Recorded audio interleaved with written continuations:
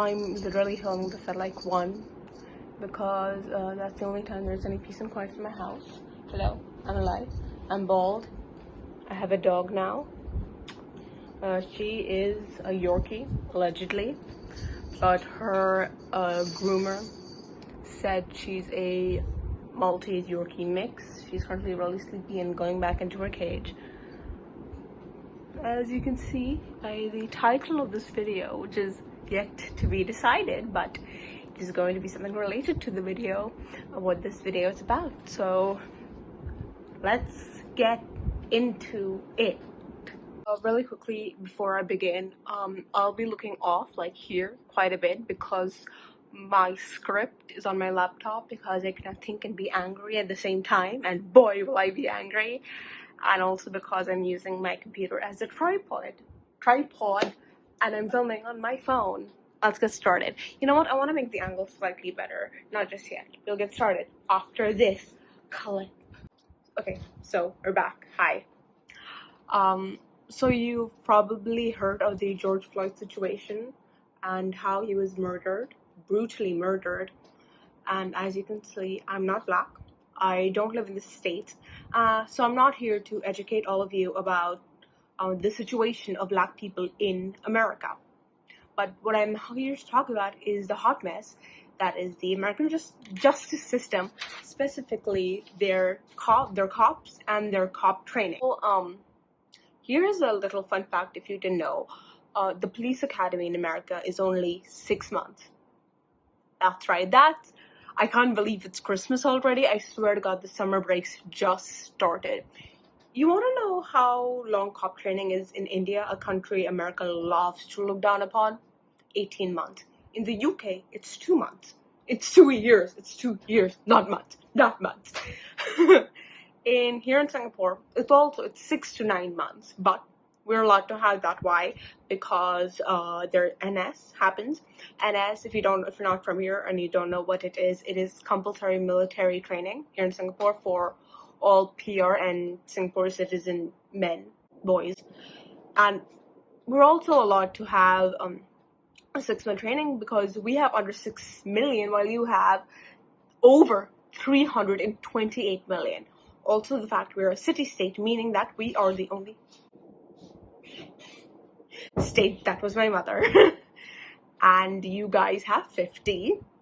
And the crime rate is much lower here because we have a decent government. For example, because of COVID, everyone here is required to wear masks by law. And if you don't, there's a $300 fine, which, yes, you can argue is intense.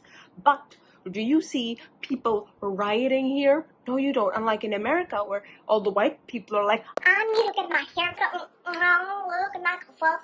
You know, and what's really frustrating is nothing happened to them. Yeah, they got a bit memeified on Instagram and Twitter, but like no one took action. But now that there are people in Minnesota, fighting for actual change, suddenly they're getting tear gassed, and Derek, that son of a bitch, his house is getting protected, which is like, no. So I did research on what exactly goes down in the police academy training, and honestly, it's not surprising. From the get-go, they're taught that their main goal is not to protect people or anything, it's to go home safely. They are told every encounter, it could be a potential threat, not could be, is a potential threat. They are shown dash cam footages of officers being beaten, disarmed, gunned down in just one moment of hesitation. They also have several exercises. One of them deals with the suspect leaning on a car, and in just a second he can like turn around and shoot you with his gun. Another shows that when a officer is pointing a gun at a suspect who's back and turned, the suspect can spin around and shoot first. And one shows that there could be like 20 feet between the cop. I'm sorry, I'm laughing because it's so fucking dumb. There could be 20 feet between the cop and the suspect could run with its knife and stab the cop before the cop can get out his gun. And I'm like, shouldn't the training be how to get your gun out fast enough? I'm sorry, it's just so absurd and also explains so much.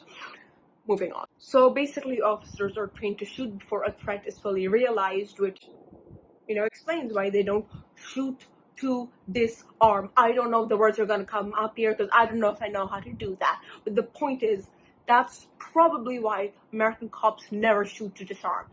And on top of that, with media portraying black men as dangerous, the equation leads to what is happening to several African Americans across the country, which is why Tamir Rice, for example, a 12-year-old, was brutally murdered in broad daylight. Basically, most cop shootings end up happening out of fear because they constantly hear it in their training, among their peers. They read about it on police forums, in law enforcement publications. When you decide to become a cop, it is not you making your childhood dreams come true. It is you actively knowing every day that when you go out to work, you may die that day. And why? Why?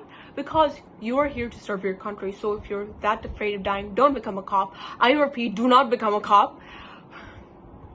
And the trainer needs to realize that you are training them to protect the civilians of their country, not to sit around on their ass the whole day stuffing themselves with donuts.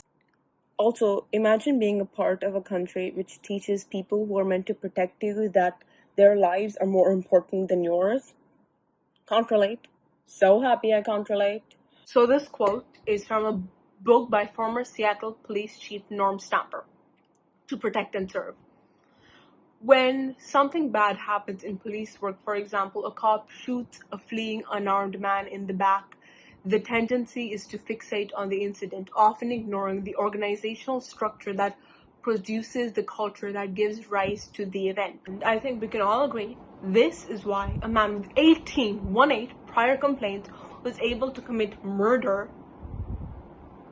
And honestly, he would have gotten away with it if it wasn't recorded.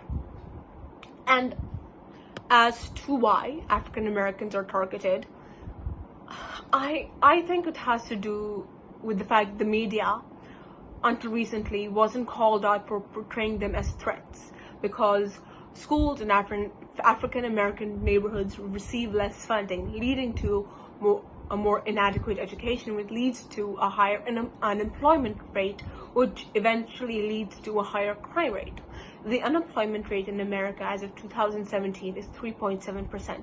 For white people, it's 3.3%. For African Americans, it's 6.1%. Sources in the description. Because the prison system is a business and cops are encouraged to amass a record of productivity, usually through traffic tickets, arrests, and field interrogations. And who will be the easier target? Well, you already know the answer. So, that is all for today. Honestly, this is the kind of YouTube videos I want to make. I finally realized this is my passion. And stuff, particularly anything to do with like sex trafficking. So you might get a Jeffrey Epstein video. I'm just finishing watching the documentary. After I finish filming this, I'm gonna watch the last episode, and a bitch is bad. Okay. That was such a lame goodbye. Bye!